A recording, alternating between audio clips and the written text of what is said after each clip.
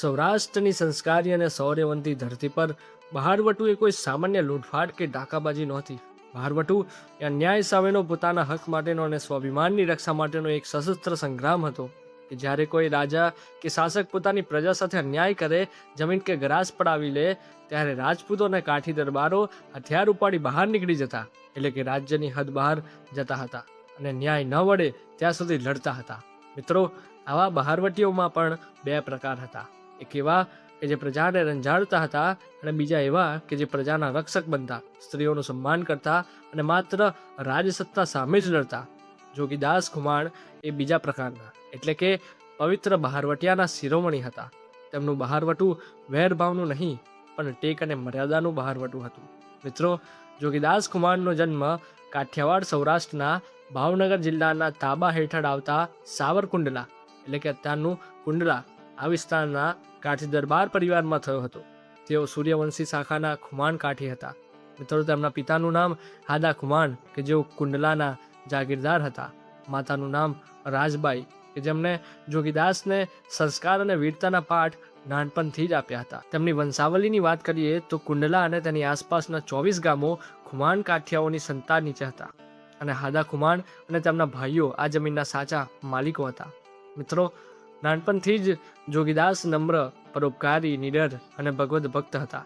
તેમના હૃદયમાં ગરીબો અને ગાયો પ્રત્યે અપાર કરુણા હતી. પણ જ્યારે સ્વાભિમાનની વાત આવે ત્યારે તેમની તલવાર વીજળીની જેમ ચમકતી હતી. મિત્રો, કુંડલાના ખુમાણો અને ભાવનગરના ગોહિલ વંશના મહારાજાઓ વચ્ચે શરૂઆતમાં ખૂબ જ સારા સંબંધો હતા. પરંતુ સમય જતાં સત્તાની સીમાઓ અને જમીનની માલિકી એટલે કે ગરાસ બાબતે સંઘર્ષ શરૂ થયો. ભાવનગરના પ્રતાપી રાજા વખતસિંહજી ગોહિલ કે જેઓ આતાભાઈ તરીકે જાણીતા હતા, ખૂબ જ મહત્વાકાંક્ષી અને શૂરવીર હતા. તેમણે આસપાસના નાના નાના રજવાડા અને ગરાસદારોને ભાવનગર જિલ્લા અંતર્ગત લાવીને એક અખંડ રાજ્ય સ્થાપવાનું શરૂ કર્યું હતું. જ્યારે વખતસિંહજીએ કુંડલા અને તેના 24 ગામોને ભાવનગર જિલ્લામાં ભેળવી દેવાનો અને ખુમાણોની જાગીર જપ્ત કરવાનો આદેશ આપ્યો, ત્યારે ખુમાણ કાઠિયાઓનું સ્વાભિમાન ઘવાયું.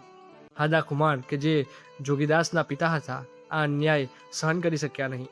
તેમણે રાજા સમક્ષ નમવાને બદલે હથિયાર ઉપાડવાનું નક્કી કર્યું અને પિતાની સાથે પુત્ર જોગીદાસ ખુમાણ પણ આ ધર્મયુદ્ધમાં જોડાયા અને આમ કુંડલાના ખુમાણોનું ભાવનગર સામેનું ઐતિહાસિક બહારવટું શરૂ થયું.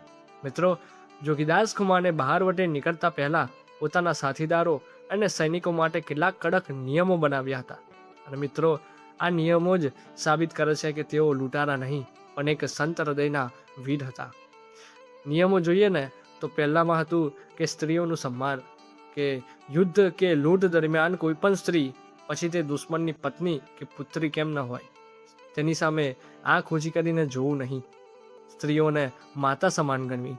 બીજું કે ગરીબો અને ખેડૂતોનું રક્ષણ. મિત્રો, સામાન્ય પ્રજા, ગરીબો, બ્રાહ્મણો, સાધુ, સંત અને ખેડૂતોને ક્યારેય હેરાન કરવા નહીં, તેમની સંપત્તિને અડવું પણ નહીં.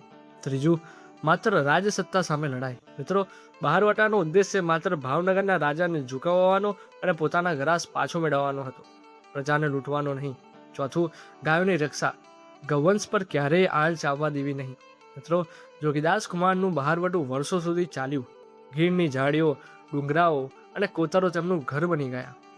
ભાવનગરના લશ્કરે તેમને પકડવા માટે આકાશ પાતાળ એક કર્યા હતા, પણ જોગીદાસની ગેરીલા યુદ્ધ પદ્ધતિ એટલે કે છૂપો હુમલો, આની સામે ભાવનગરનું મોટું સૈન્ય પણ લાચાર બની ગયું.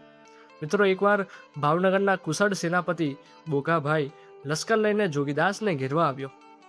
હવે સેલ નદીના કિનારે બંને પક્ષે ભયંકર યુદ્ધ થયું અને જોગીદાસની ટુકડી નાની હતી પણ સિંહની જેમ લડી.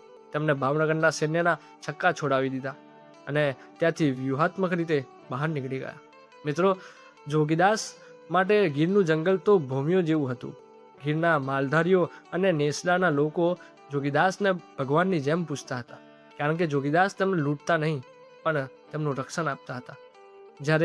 જ્યારે પણ ભાવનગરનું સૈન્ય આવે ને, ત્યારે માલધારીઓ જોગીદાસને પૂર્વ માહિતી પહોંચાડી દેતા હતા. અને વખતસિંહજીના અવસાન બાદ તેમના પુત્ર મહારાજા વજયસિંહજી ભાવનગરની ગાદીએ આવ્યા. જોગીદાસનું બહારવટું તેમની સામે પણ ચાલી રહ્યું હતું.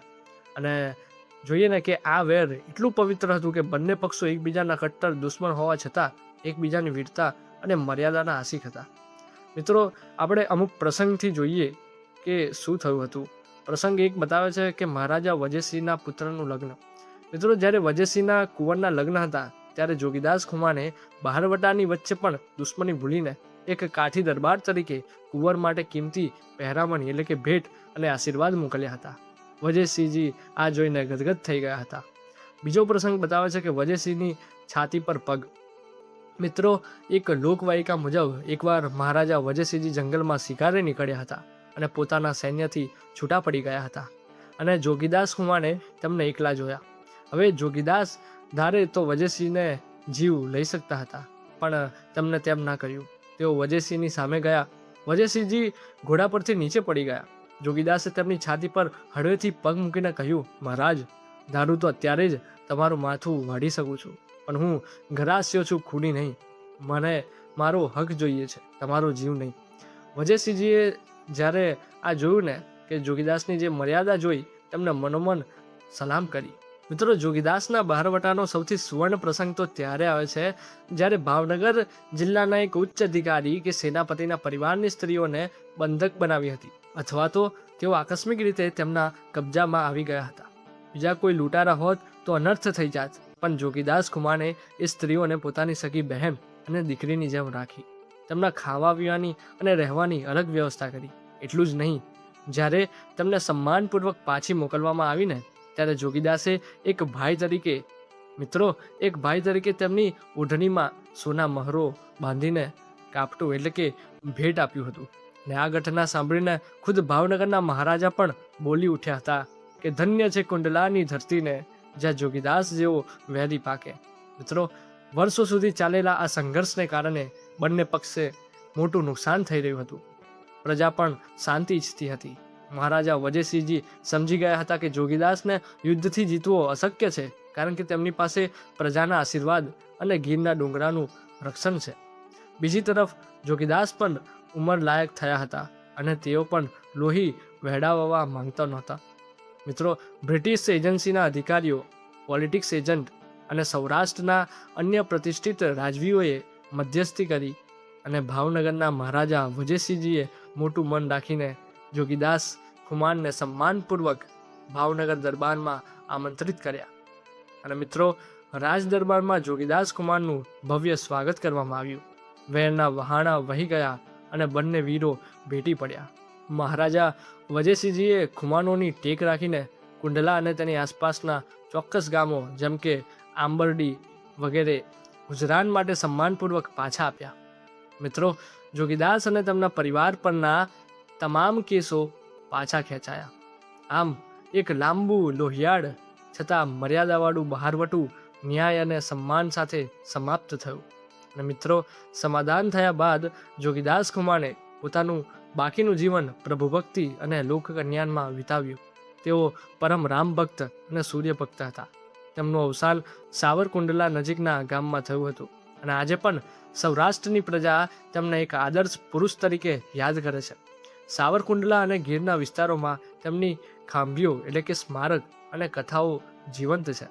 મિત્રો, ઝવેરચંદ મેઘાણીએ સૌરાષ્ટ્રની રસધારમાં જોગીદાસ ખુમાનના બહારવટાને ખૂબ જ સુંદર શબ્દોમાં આલેખ્યું છે.